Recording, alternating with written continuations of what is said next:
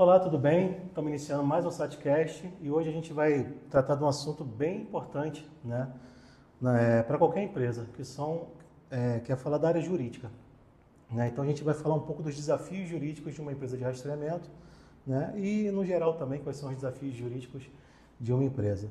Eu estou aqui com o Dr. Afonso, tá? Ele é especialista na área e eu queria começar essa conversa, doutor, pedindo para você falar um pouquinho da sua trajetória, contar um pouquinho para a gente tudo que você já viveu aí nesse percurso, né? Bom, o meu início com o direito, né, vamos pegar lá do início, foi uma paixão que nasceu na faculdade de administração. Eu sempre fui muito ligado à administração de empresas, sempre gostei muito dessa área. E quando eu fiz a faculdade de administração, eu tive um longo contato com a área do direito. No estágio, a mesma coisa, e depois, como gestor, né, administrativo, que foi uma das especializações na minha época de administrador, eu tive mais contato ainda com o direito. E aí eu mergulhei um pouco mais no RH, e aí eu percebi que a minha satisfação no RH e na gestão das empresas estava muito mais na parte legal, na parte jurídica, do que na parte administrativa. Foi então que, depois de ter feito pós-graduação em gestão empresarial, eu busquei a faculdade de Direito, abracei inicialmente a parte empresarial, tanto que a minha pós-graduação em Direito é Gestão Administrativa, é Direito Público e Tributário, e encontrei aí nesse caminho um convite para construir uma empresa no segmento de proteção veicular. Então, nesse convite vieram outros convites e foi aí que eu me encontrei, né, nessa questão da junção entre a área administrativa e a área jurídica e a construção de empresas, de um segmento novo, e que me levou aí a um leque de novas informações, de novos conhecimentos, dentre eles a segurança veicular, o rastreamento e o monitoramento através de rastreador. Interessante. Então, seu desenvolvimento começou, né, na área de gestão. Sim. E a partir daí você foi voltando mais para essa área, da parte jurídica, né, dessa questão. Seguindo nesse assunto, doutor, quais são os maiores desafios jurídicos de uma empresa de rastreamento? Quais são as maiores dificuldades? Hoje, as maiores dificuldades é acompanhar a legislação. Não só da legislação do estado em que ela se encontra, mas muitas das vezes ela tem o seu cliente que ele faz viagens interestaduais. Então ela também tem que ter um pouco de visão e conhecimento de cada estado do Brasil, além de como as informações que são processadas, elas são recebidas em cada estado, né? Ou como elas são absorvidas em cada estado, né? Esse é um grande desafio das empresas de rastreamento hoje, né? Entendi. Contratualmente, então, por exemplo, se eu tenho um cliente que ele é do Rio de Janeiro, mas que ele faz esse transporte aí interestadual, eu tenho que partir de um preceito de lei aqui do Rio de Janeiro, mas vai ter alguns pormenores ali em outros estados, né? Sim, perfeito. Você consegue citar algum exemplo? Por exemplo, São Paulo. São Paulo, ele por característica do paulista, ele é muito cartesiano. Então, ele exige uma confiabilidade nas informações sem desconfiar, né? Então, ele precisa ter certeza que aquele monitoramento, que aquela informação do relatório, ela é fiel à realidade, né? Para que então ela possa se apoiar naquilo ali e criar ali as suas, vamos dizer assim, suas teses de cobrança ou defensivas ou até mesmo do próprio monitoramento. E São Paulo tem uma legislação também interessante, que ela olha o monitoramento como um apoio da logística na sustentabilidade, ou seja, aonde vai otimizar, né, o fluxo do transporte de carga observando não só a questão de acompanhar a carga, mas também de impacto no meio ambiente. Então, São Paulo tem esse ponto de exigência e que é importante que a empresa de monitoramento tenha essa visão e tenha esse conhecimento. Muito interessante. Seguindo nessa linha, qual é a responsabilidade do rastreamento? Até onde ela vai? Né? Até onde uma falha no rastreamento ali pode causar algum problema para a empresa? Bom, vamos lá. O rastreamento, ele tem um alcance, vamos dizer assim, inquestionável, né? Vamos lá, um exemplo, ele pode ser usado inclusive para a demissão de um funcionário por justa causa. Então, a importância do rastreamento, de se fazer um trabalho de rastreamento com excelência e ter certeza das informações que passam, um ponto é esse, é você utilizar isso para a segurança da empresa, né? Você saber onde está a sua carga, o que aconteceu com ela, até na tentativa na busca e recuperação dessa carga e desse veículo, mas também no desenvolvimento do funcionário, né? Que de repente vai estar usando um veículo da empresa e esse veículo monitorado. Então, tem que muitas das vezes as empresas de rastreamento não têm essa visão e essa consciência, né? O que não é o caso da Satcom.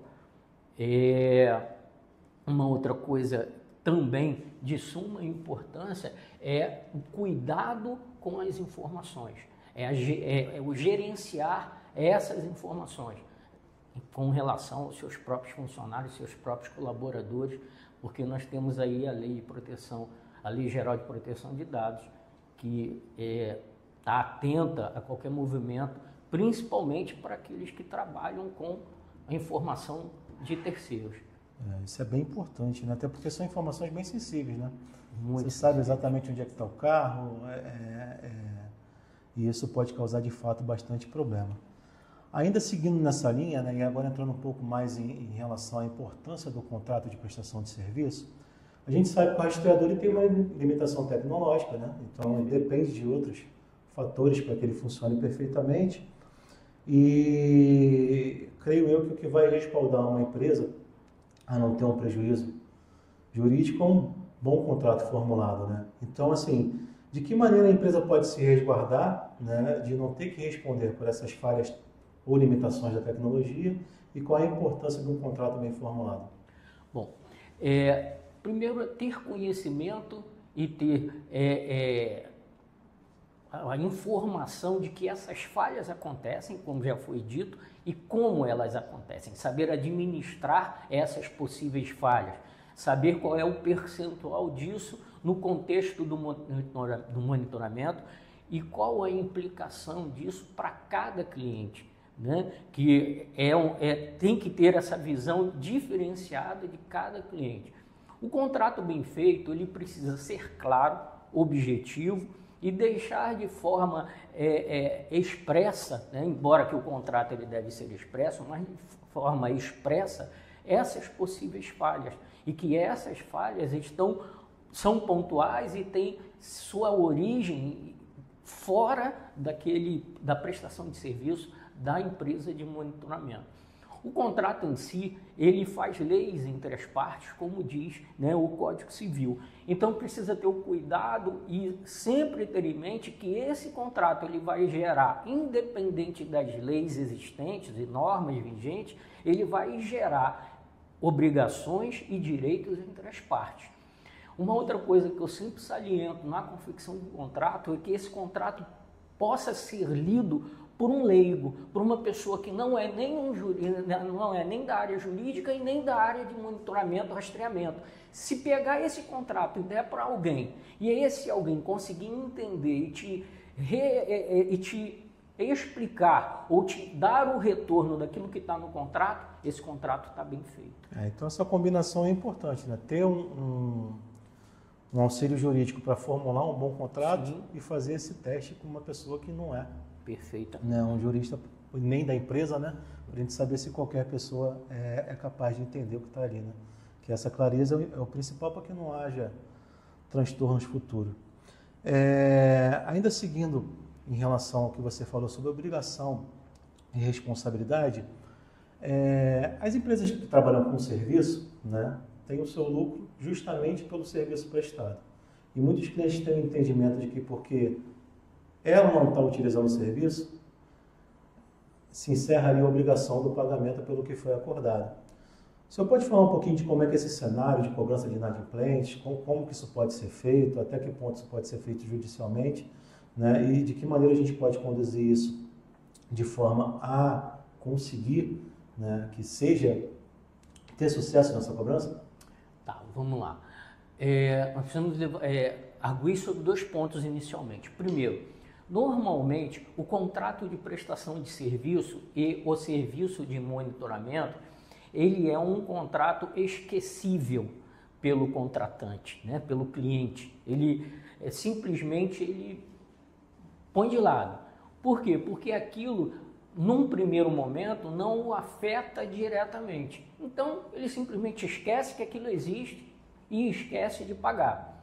E como você falou, a disponibilidade do serviço, ela existe independente de ter uma ocorrência ou não, né? O meu carro está sendo monitorado e rastreado, independente se eu fui roubado, se eu fui furtado, o serviço está sendo prestado, né? Então, como o cliente normalmente, principalmente o cliente final, a pessoa física, ela não percebe essa prestação de serviço, a tendência dela é não pagar, é ignorar e chegar ao ponto que muitas das vezes nós enfrentamos de dizer que nunca assinou contrato nenhum de monitoramento, nunca viu isso, não sabe nem dizer onde está, enfim.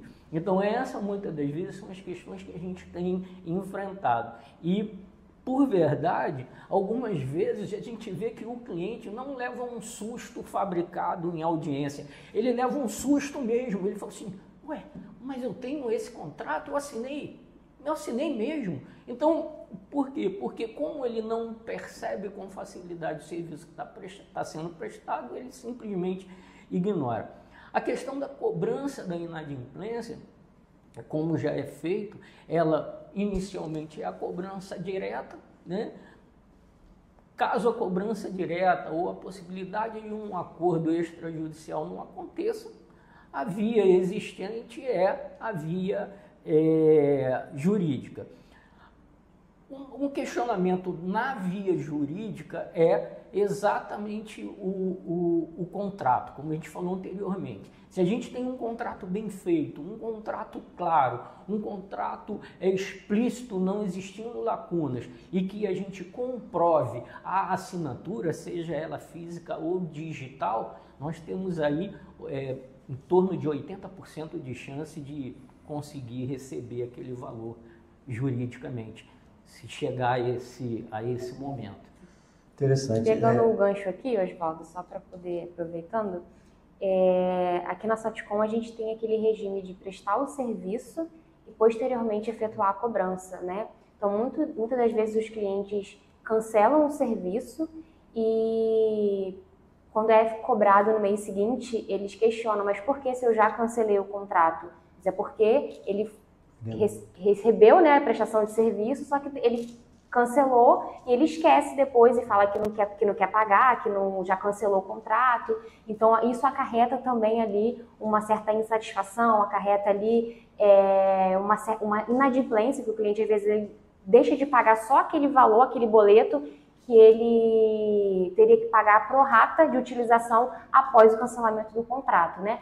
Que está escrito no contrato, mas muitas das vezes eles não entendem, né? Que eles entram sem pagar, aí pagam só depois que utilizam, mas na hora de cancelar eles ficam um pouco ali confusos com relação a essa questão. Acredito que não só a Saticom trabalha com esse modelo de prestar o serviço e efetuar a cobrança depois, mas isso dá uma certa confusão ali para os clientes. Isso é até meio que comum, né? Telefonia, assim, internet. Exato. Assim. Luz, né? Energia. Energia, assim, de fato. Mas assim, na hora que a pessoa está cancelando o serviço, é natural que ela tenha esse pensamento, né? De cancelei, não tem mais vínculo, acabou. A minha obrigação, né? Exato. Aproveitando esse gancho, como é que é o dia a dia lidando com isso? Porque você é uma pessoa que acompanha esse processo, né? Muitas vezes até a via judicial. Né? Quais são os maiores questionamentos que costumam acontecer e o que a empresa faz para tentar resolver isso antes de uma via jurídica?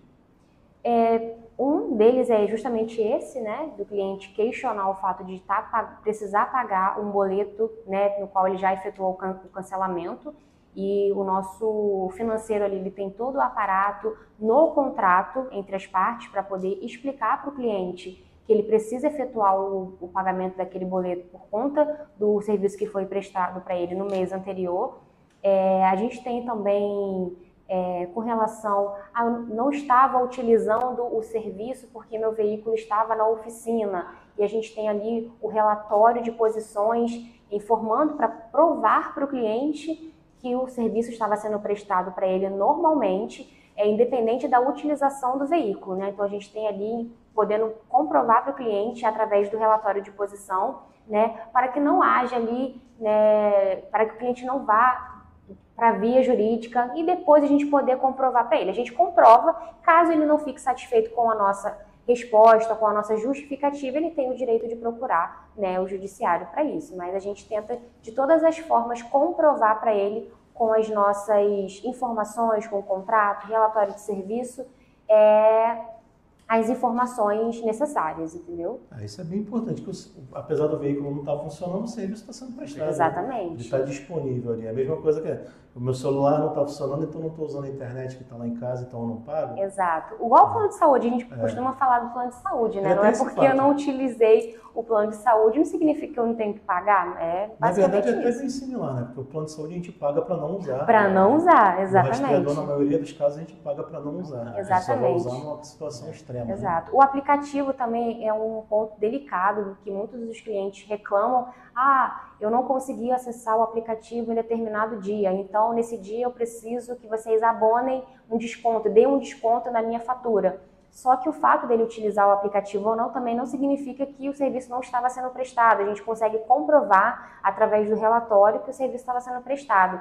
E que o acesso ao aplicativo é um bônus que a empresa cede para ele. Ele não paga nada pelo aplicativo.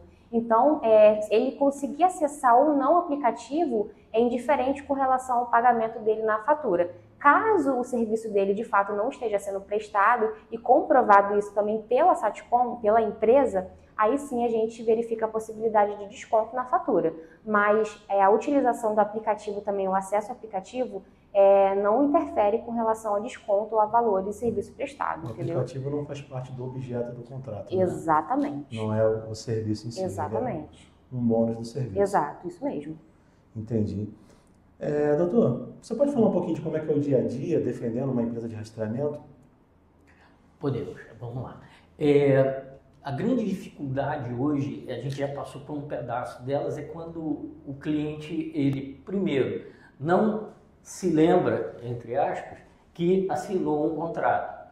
O segundo momento é que ele, embora tenha cancelado, ainda tem uma prorata, alguma coisa ainda para ser paga. Então esses são os enfrentamentos básicos, né, que dão maior, vamos dizer assim, questionamentos. A outra situação é quando o cliente ele se utiliza de informações não verdadeiras. Eu não gosto de dizer mentira, mas a verdade, que a palavra, né, seria essa, para que então ele possa tirar algum proveito, né, não só da empresa de monitoramento, mas também, né, de outras situações ligadas a esse monitoramento. O monitoramento, em alguns momentos, ele é um artifício que uma seguradora usa, que uma associação de proteção veicular usa, para que então possa ter o monitoramento daquele veículo, ter o acesso das informações daquele veículo, quando, no caso de roubo e furto.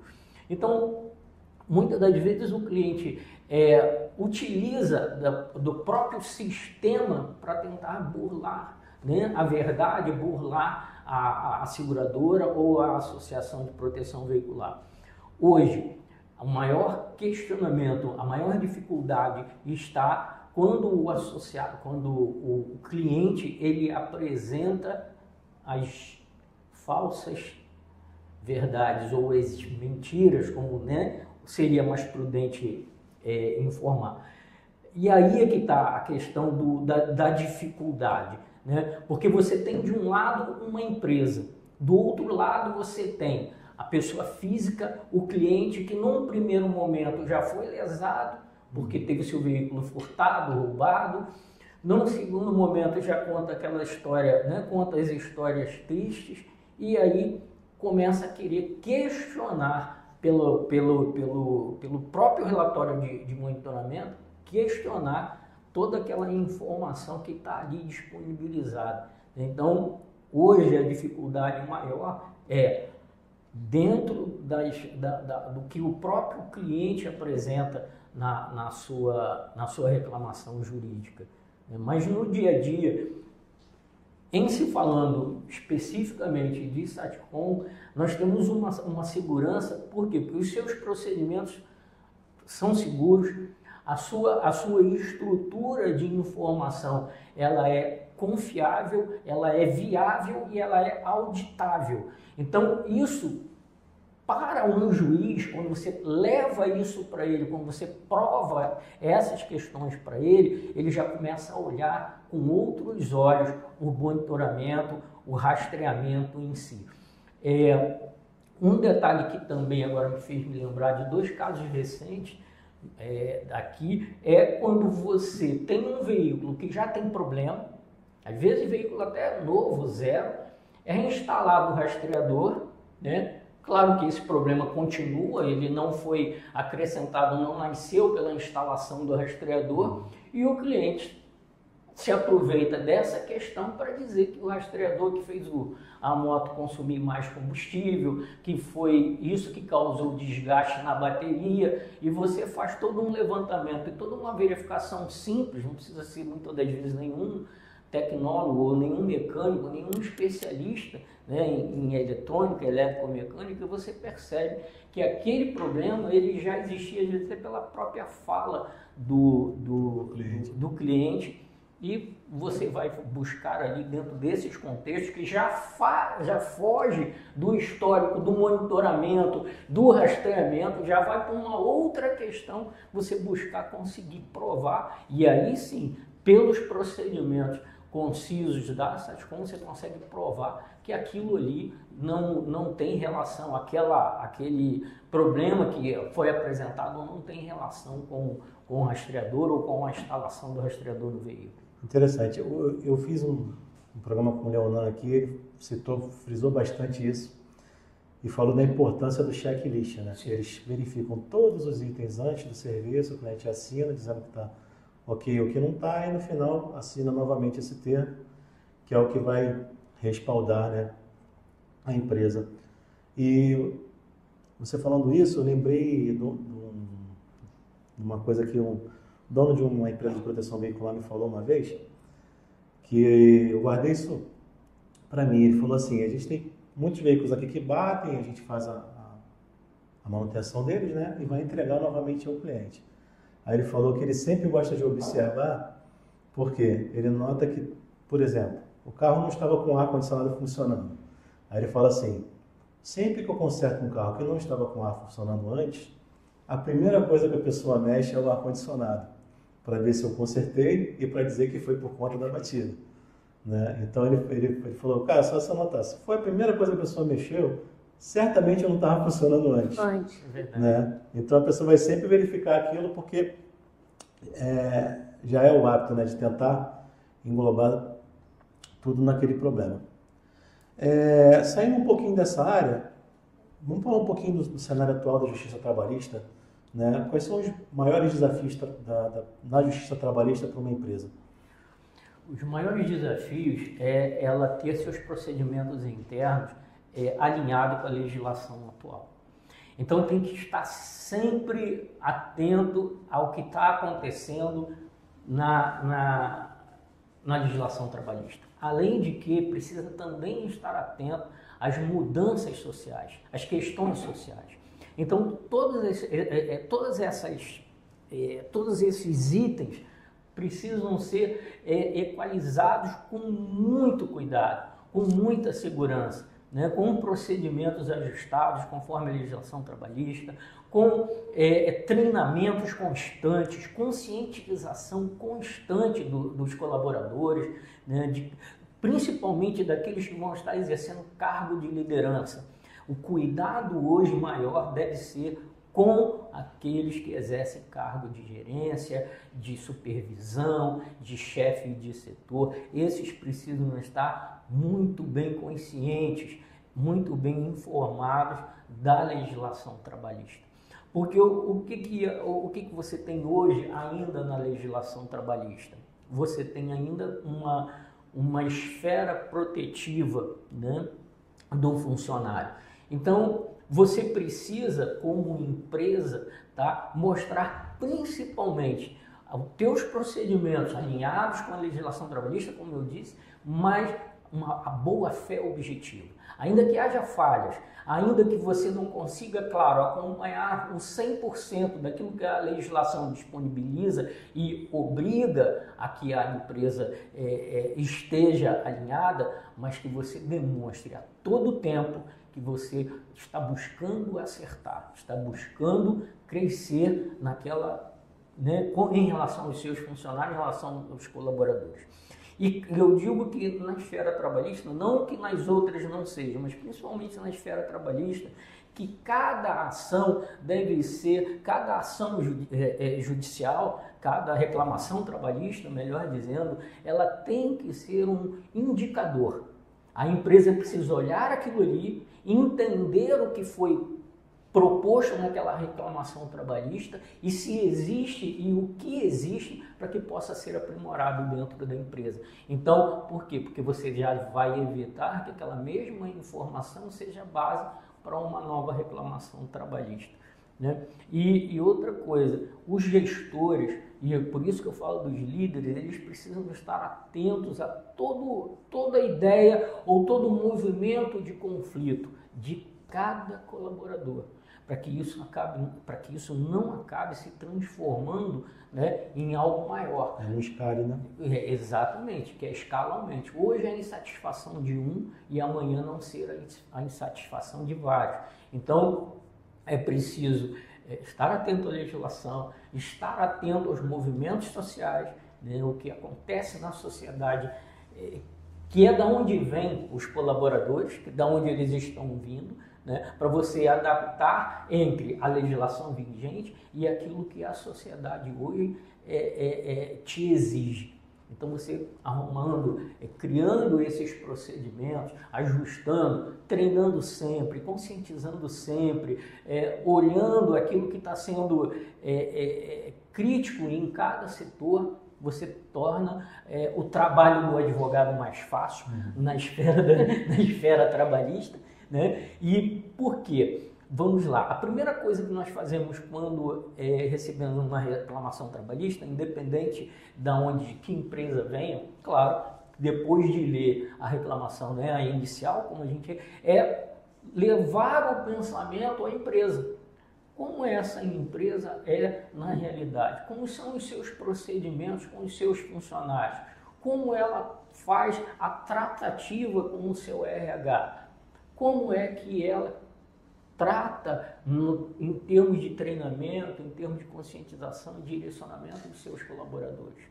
E aí, a partir daí, você começa a desenhar, né, a sua tese de defesa com mais tranquilidade ou com menos tranquilidade. Aí vai depender do que você vai ter de feedback, né? Exatamente. E quando você vai, até aproveitando o que a gente já disse, quando você vai para uma audiência trabalhista, onde você consegue demonstrar que a empresa está buscando acertar os seus procedimentos, buscando ajustar, né, as suas atividades laborais, você tem aí uma boa vontade do juízo, né, uma boa vontade do julgador, diferente de quando você não apresenta nada ou não tem nenhuma informação dentro daquilo que exige a legislação trabalhista para apresentar. Legal. Aproveitando esse gancho, em que momento você começa a perceber que aquele funcionário, né, tende a virar um problema futuro? E como é que como é que você faz essa coleta de informação? Como é que você já busca o subsídio para uma futura defesa, caso isso aconteça? Olha, pelo comportamento do funcionário, a gente já começa algumas certas atitudes, né, do funcionário. Dar um exemplo, quando o funcionário ele deixa de ficar comprometido com a empresa, ele começa a faltar muito, ele deixa de fazer certos procedimentos que antes para ele era comum, era correto a ser feito, ele concordava com os procedimentos e em determinado momento ele deixa de concordar com os procedimentos, ele começa a questionar os procedimentos da empresa. A própria fala do funcionário, porque tem funcionário que expressa a vontade em colocar a empresa na justiça, né, e deixa claro que vou procurar os meus direitos. As atitudes, né, esses tipos de comportamento deixam um alerta para o departamento pessoal que aquele funcionário pode futuramente, né, acionar a Justiça do Trabalho. A empresa, quando ela está bem calçada ali, quando ela está bem embasada na legislação trabalhista, ela fica muito tranquila, né, que, assim, é o caso da Satcom, tá? Mas a gente começa a se resguardar. Sim, a gente começa a se resguardar como? Guardando informações que a gente julga importante, conversas que podem ser, né, importantes no momento, em caso de processo trabalhista. Alguns documentos a gente já guarda mesmo, a gente já deixa tudo guardado, em caso ou não de justiça, em caso ou não de funcionário que venha dar problema ou não, como contra-cheque assinado, folha de ponto, atestado médico, tudo isso, contrato de trabalho, todos os documentos admissionais, acordo, termo entre empresa, entre funcionário, tudo isso a empresa já deixa guardado como resguardo, independente da ação do funcionário, independente do comportamento do funcionário ao longo da vida dele dentro da empresa. Então, eu acho que isso é até um facilitador para o departamento pessoal e para o próprio advogado da empresa, né? A empresa ela ter ali uma base bem organizada com relação a esse tipo de procedimento. Então, quando tem um funcionário que ele demonstra que ele vai criar um certo problema futuramente, a empresa, quando ela já está bem calçada e bem resguardada, ela faz o básico, né? Ela faz o mínimo ali, que é abrir um subsídio, um resguardo, mas a gente já é bem calçado com relação a esse tipo de coisa. O próprio fato de já estar trabalhando corretamente no dia a dia. Exato, já é um tranquilizador. Exatamente. Né? Seguindo nisso, doutor, eu, antes de trabalhar com marketing, cheguei a estudar Direito e no meu estágio eu percebia que anteriormente na Justiça Trabalhista era o seguinte, todo processo trabalhista vinha com o mesmo texto. Né? Era aquela petição lá pronta, né, onde dizia que não pagava passagem, não pagava hora extra. Né? Aquele texto pronto que eu tinha a impressão de que aquilo um dia ia dar errado, porque você reclama de um monte de coisa que na audiência a empresa prova que não acontece. Recentemente houve algumas mudanças, né, na lei trabalhista, ou pelo menos na forma, né, de como isso é processado. Continua da mesma forma? Como é que isso está hoje? Bom, nós temos que falar sobre duas coisas. Primeiro é que a consciência do julgador, né, ela tem evoluído. Porque nós tínhamos antes o julgador com o seguinte pensamento: o empresário é um explorador e o funcionário, o pobre coitado explorado. Tá? O senhor da fazenda e o escravo. Frio assim. Tá? Então, houve e tem ocorrido uma evolução, né, na mentalidade desses julgadores e que passaram a entender que também do lado do funcionário também existe aquelas pessoas de má índole, de má fé, que objetivam só e simplesmente tirar proveito, ganhar alguma coisa, seja lá o que for da empresa. Porque nós precisamos lembrar, tocar num outro ponto.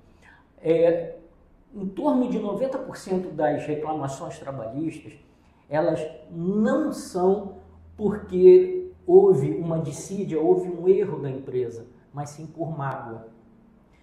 Por que 90%? Porque o funcionário entende que mesmo que ele tenha cometido diversas faltas, a empresa não poderia ter mandado ele embora. Sai da questão legal e vai para a questão sentimental. E sentimento você não qualifica, você não põe preço, né? Então, para ele quer ganhar alguma coisa porque a empresa, mas você faltou tantas vezes, mas você não trabalhou, mas você lesou, mas você inclusive... Não, mas não importa, eles têm que me pagar. Então, por conta de, como você disse, de uma repetição de petições e de uma repetição de situações, os julgadores começaram a olhar a questão das ações trabalhistas, das reclamações trabalhistas, de uma forma mais equilibrada. Ainda há um viés, ainda há um peso a favor do funcionário, ainda existe. Mas quando você consegue comprovar na defesa, com documentos, com informações, com testemunhas, que a empresa tem procurado buscar trabalhar dentro da legislação vigente, procurado crescer nessa situação, e que sim, cumpre aquilo que é pelo menos o esperado de uma empresa, o julgador ele já olha aquela questão de forma diferente. É verdade que ainda existem ações ou iniciais repetitivas. Você vê que é exatamente assim. Nós já tivemos casos lá no escritório, e ainda temos, que até de escritórios diferentes, mas a mesma coisa, hora extra, não sei o quê. E você muitas das vezes vai, ou porque nós conhecemos, se já tiver um tempo conosco, ou a gente vai buscar, a empresa, não, trabalhei até 9 horas, trabalhei até 10 horas da noite, mas a empresa fecha às 18. Ela encerra suas atividades e baixa as portas às 18 horas, por N fatores. Então não tem como trabalhar até às 20 horas. Outra questão, trabalha sábado, domingo, feriado e dia das mães e eu não tenho direito ao meu horário de almoço. E aí quando você vai verificar, não tem como, porque a empresa não abre final de semana. A empresa não funciona nos feriados. Então, até porque não tem a razão de ser pelo tipo de serviço que presta ou pelo tipo de produto que vende. Então, você tem essa nova consciência, essa nova formatação. A própria legislação hoje, ela já começa a demonstrar algumas tentativas de ajustes, né, que a CLT precisa, tá? Para que haja, sim, um equilíbrio na hora de fazer, de se tomar a decisão, de se fazer o julgamento em relação àquela reclamação trabalhista. E não simplesmente olhar o empregador, o empresário como um malfeitor e simplesmente dar uma decisão. Outra coisa importante é que muitas dessas decisões, ainda que sejam desfavoráveis à empresa, mas quando você consegue demonstrar, né, como nós já falamos aqui, a boa-fé, a busca pelo crescimento, de atingir, né, todos os ditames ali da legislação trabalhista, o impacto dessa decisão, ainda que desfavorável, é bem menor. Né? Como a gente costuma brincar, o juiz levanta a caneta, ele não aperta a caneta no papel, ele deixa a caneta mais leve na hora da decisão. Ainda que desfavorável não fica tão... não fica tão pesado para a empresa. Penosa, né? Tão custosa para a empresa. Então é importante sempre, é uma frase que eu aprendi há muitos anos atrás, eu disse assim, não é só ser, tem que parecer ser.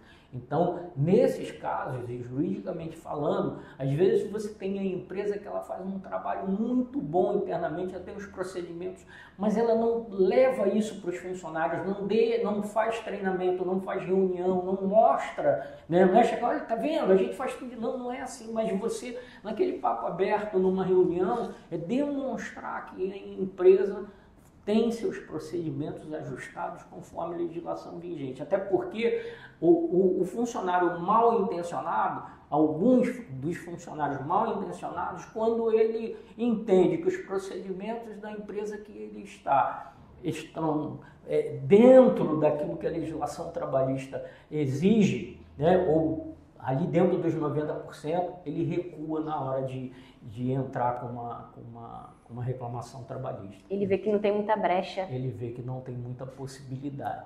Então, o grande que também é que às vezes ele vai até um advogado e não vai contar a verdade, né? Então, a pessoa que está defendendo ele está de fato acreditando que a empresa do lado de cá fez isso, né?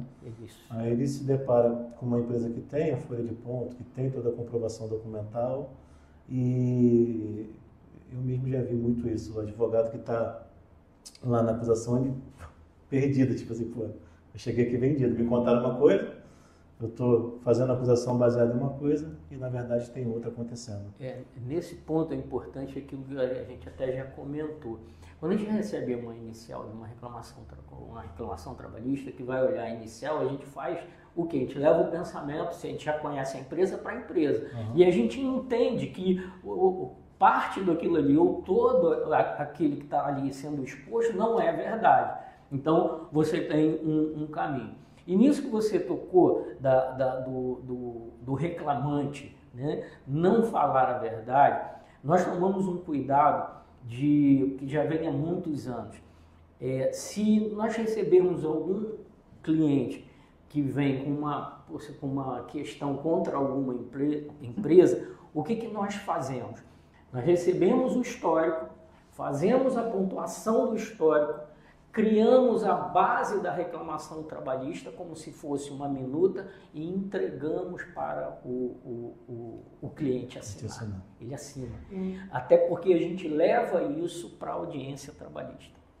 O que acontece? Como já aconteceu, né, do cliente chegar e quando ele vê o chefe, o dono da empresa, isso não foi uma, foram 2, 3 vezes ou até mais, não me recordo. Quando ele viu o dono da empresa, por quê? Porque muitas das vezes ele chegou na empresa pedindo, dizendo que estava com dificuldade, ou o dono abraçou, deu a oportunidade, treinou, estabeleceu, né, um limite maior, uma visão maior para aquele colaborador, e ele criou lá uma situação e tem um monte de inverdade na reclamação trabalhista. Aí ele recua, ele diz, não, eu não falei isso.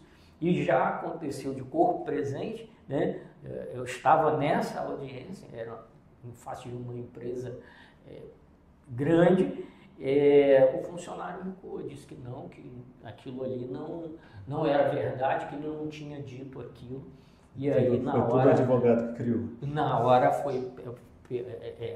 pegou lá a minuta da reclamação trabalhista, foi entregue ao juiz, e o juiz olhou e mostrou para ele, a assinatura é sua, ele disse aí, baixou a cabeça e teve que arcar lá com as inverdades que ele criou. É uma situação constrangedora.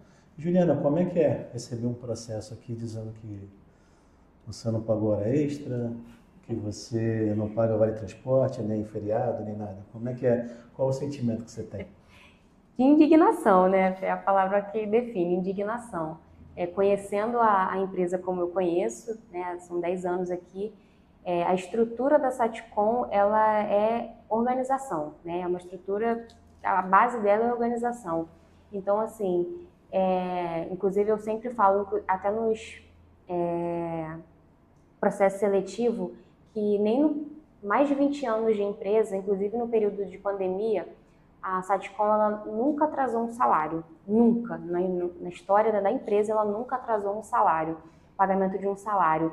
Então quando chega esses processos, já que não pagou hora extra, que eu trabalhava antes do meu horário, assim, a gente já sabe, está bem calçado com relação, sabe que não é verdade, a gente tem um material vasto ali para provar que o funcionário está faltando com a verdade, a gente guarda tudo ali, a gente trabalha com relógio, com biometria, então é impossível a gente manipular ou alterar esse relógio, essa marcação de ponto, né? Inclusive é uma lei que exige isso.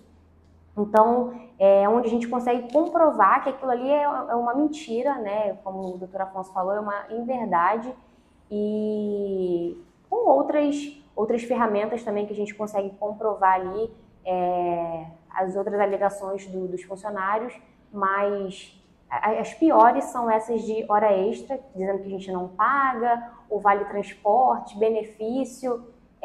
Inclusive, a gente tem poucas ações trabalhistas. O histórico da Satcom é muito baixo com relação ao processo trabalhista. Acredito eu que seja por conta da estrutura da empresa, né? Por seguir a legislação, como o advogado falou, por estar sempre ali tentando se ajustar ao máximo ao que a lei pede, ao que a sociedade está impondo, exigindo, se atualizando sempre. Então, isso faz com que as pessoas que estejam aqui dentro, os funcionários que estejam aqui dentro, saibam que estão lidando com pessoas, com humanos também, que se importam, que estão trabalhando dentro da legislação. Então, assim, dificilmente a gente recebe um processo trabalhista graças à organização que a empresa tem. Então, assim, indignação. Quando a pessoa mal intencionada se depara com toda a sua organização, ela acaba se inibindo, né? Inibe qualquer tentativa ou pensamento nesse sentido. Eu acho que o mais frustrante é que normalmente a pessoa mal intencionada ela não quer seguir sozinha, não. Ela tenta influenciar outras pessoas, né? Sim, a gente já pegou casos de escritórios, né? De pessoas que colocou na justiça, achou que ia ganhar e falou com o coleguinha usou o mesmo advogado, o mesmo escritório, e que acabou também, e que não ganhou, inclusive. É legal também o funcionário que pega o carro da empresa, a moto da empresa e não faz o que tinha que fazer e acha que ninguém vai perceber numa empresa chamada Satcom Rastreadores. Exato, exatamente. Isso é bem criativo. Gente, eu vou encerrar esse bate-papo, né? Senão a gente vai ficar aqui conversando a tarde toda. Foi muito interessante. E eu queria agradecer a sua participação, doutor. Tá? Foi assim, informações maravilhosas aqui vão acrescentar bastante no nosso conhecimento. E a você também, Juliana. Muito obrigado. Obrigada a você pelo convite. Gente, estamos encerrando esse programa. Em breve a gente vai seguir com novos programas e novos assuntos. E eu agradeço aí a audiência de todos. Muito obrigado.